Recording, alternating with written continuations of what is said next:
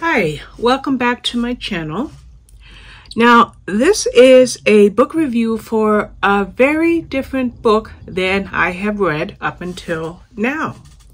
And I actually had to Google this, okay? This is a book that is compared to Scandinavian noir or Nordic noir, okay? Now, before I tell you what Google said it is, since I haven't read it prior to now, it's about this book, Pesticide by Kim Hayes. Now, Nordic noir or Scandinavian noir is something that represents the bleakest of the bleak, often centering on brutal crimes tinged with shocking violence, or basically a cold and dark novel. Okay. So how did I come across something like this, since it's not something that's in my wheelhouse? Well, a few weeks ago, I'm trying to see when, months ago. Okay, a couple of months ago, somebody, I every single day, 7 days a week, more than once a day, I get requests to read. Either I get widgets for NetGalley, I get offers for print books like this one or this one. I mean, they're all over the place in my office, okay? So I get these requests for these books, and I have to decide whether or not I have the time, but also do I want to take the chance. Now, let me just give you the information from, why does my tablet do that? Give me a second. Let me just give you the information from the publisher to give you an idea why this book kind of piqued my interest. My chair is squeaking. Okay, so she says, and her name is Serene Vasudeva.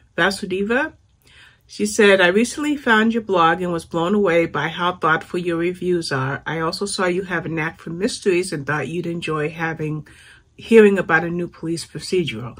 Of course, they're going to try to kiss up to you, but that's okay because it was worth it. She said, when I started reading Pesticide, which is by 7th Street Books, comes out April 19th. I'm doing this video on the 16th, so I'll probably hold it till the 18th or the 19th. I knew right away that this was a start to an incredible dual detective mystery, filled with suspense, romance, and a new understanding about Switzerland and its local politics. You won't suspect the surprising twist Kim Hayes brings to her first Linda and Donatelli book. Now, that got me right there. It's the first in a new series, and I am a series fanatic. Then, of course, the fact that it's a mystery, a dual detective mystery, and it's set in Switzerland. Now, she's already gotten some recognition, the author, Kim Hayes, because it says that she was shortlisted in 2020 for a Debut Dagger Award by the CWA, okay? And she asked if I would be interested in reviewing this book. So I went ahead and read the blurb, which I'm going to do that right now. Now, when a rave on a hot summer night in Bern, Switzerland erupts into violent riots, a young man is found the next morning bludgeoned to death with a policeman's club. Seasoned detective Juliana, or it might be Juliana, we'll just say Juliana, Linder is assigned to the case. That same day, an elderly organic farmer turns up dead and drenched with pesticide. Enter Juliana's younger colleague Renzo Donatelli to investigate the second murder. Juliana's disappointment that they're on two different cases is tinged with relief. Her home life is complicated enough without having to deal with the distractingly attractive Renzo. But when an unexpected discovery ties the two victims into a single case, Juliana and Renzo are thrown closer together than ever before, dangerously close. Will Juliana be able to handle the threats to her marriage and to her assumptions about the police? And if she wants to prevent another murder, she'll have to put her life on the line as well as her principles. And then there was a press kit, which I don't even remember if I looked up the press kit, but I'm going to do that now. And basically the press kit tells us about Kim Hayes, who is the author, and how she started her career at 60. I'm telling you, this book was meant for me, because I think about writing a book and I am 61. Kim Hayes is the second author that I'm aware of that has started a career after 60 years of age. So that's exciting. And then there's all kinds of praise for this book, Pesticide. And then there's also an interview. And I think I'm probably going to go ahead and include the interview in my book review. So if you are interested in this book, Pesticide, or the author Kim Hayes, please check out my blog, because I am probably going to copy and paste this interview into my blog. So that's a lot of preamble, and I haven't told you pretty much anything about the book. But I just had to tell you all of that because this book was really good. Now, I wanted to tell you something. Now, this is a Scandinavian title, a title based in Switzerland. And being American, I know like this much about Switzerland. The only thing I really know about Switzerland is in The Sound of Music, the family escaped to Switzerland. That's all I really knew about Switzerland prior to reading this book, in the Swiss Alps and the beauty of the Swiss Alps. So what the foreword does is it tells you about the various languages and dialects that people speak in Switzerland, more so in Bern, which is the city or town. I'm not sure if it's a city or a town, but in Bern, where this whole thing takes place. And it even helps you to understand some of the way the dialects, the words sound, like the word Strasse. I'm just going to spell it S-T-R-A-S-S-E, which is street. And it tells you that it's as like if the doctor tells you say when he's looking at your throat. So this, if you read this introduction, you'll be able to follow along very, very easily with the writing style. Really, really, really excellent book with surprising results. Now, let's talk about Linda and Donatelli. It's Juliana, which is G-I-U, so we're going to call her Juliana, and his name is Renzo. Now, whenever they can, they try to work on the same case, and we find out why. Not only because she's a seasoned detective and he wants to learn from her. No, they're very, very attracted to each other. But they're both married, and they each have 2 children.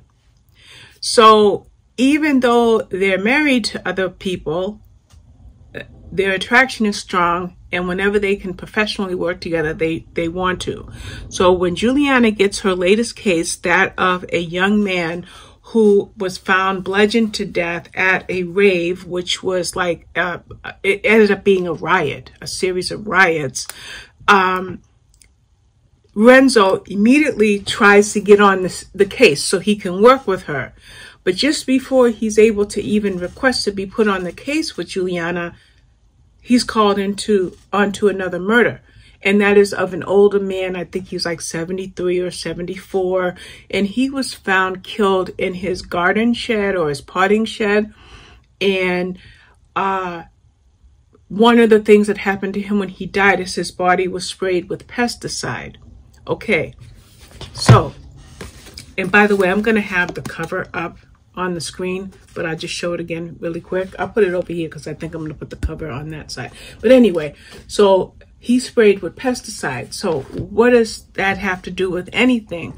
Well, it actually has quite a lot to do with it, because this is an organic political book. I can't even say that. Organic politics. Okay, what we have here is organic versus conventional farming, and how pesticide becomes the underlying cause, I don't know if I want to say cause, but the underlying issue in this book.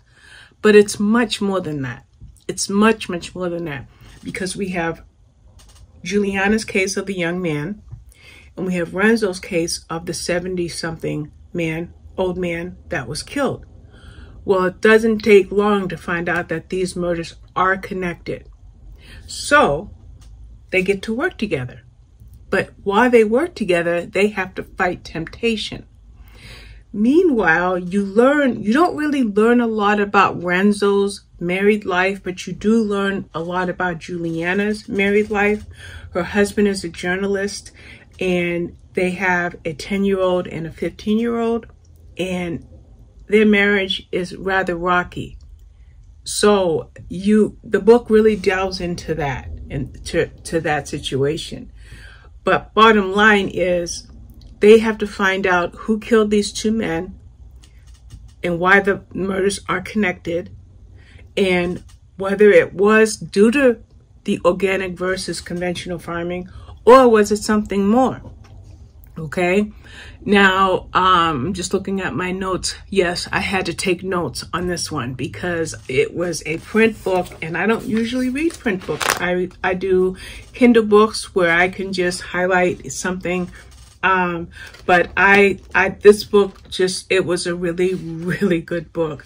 I just want to see what my tabs are. Yeah, we learned about who Juliana was and how the riot was the scene where the young man had died, who Renzo was, and where this goes. Because if you remember the letter or the note that I read from the publisher, there's romance, but they're married to other people. But yet the book has romance in it. And also, I also mentioned that this is the first book in a new series, which I will be reading other books in the series. And then there's also something else that happens here. We have a person that was killed by a cop. The question is, was the cop guilty of the murder? So it becomes partly an issue of the police and whether they have integrity, whether they're too emotional or too combative, or whether they're even-tempered, or whether they show a lack of being even-tempered. And I wanted to mention that because that's another facet of this book. And I don't think there's really much else. Yeah, I would just say it has a lot of suspense, and it has a lot of twists and turns. And in fact,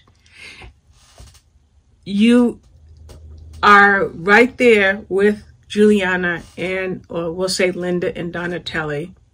You are right there with them as they're investigating these murders. In the case of the policeman, where does he come into it? His name is Jonas Pauly, by the way. And so it's dark. It's dark. It's not like, say, a cozy mystery. It's not even like a regular police procedural that I might read. This is why it's called Scandinavian noir. I had trouble saying that word. So it was a really, really good book. I can't wait to write this book review. My notes are long, so I'm going to have to pare down my notes because, like I said, I want to include the interview in my book review so that if anybody is interested in reading this book or learning more about the author, they can do that. This book is short on reviews. As a matter of fact, there's only 3 on Goodreads. So there's going to be 4 in a very few minutes. And this is going to go up here on this channel, and it'll go on my blog probably on the 19th. But as it turns out, I think I already have 4 reviews due on the 19th, maybe 5.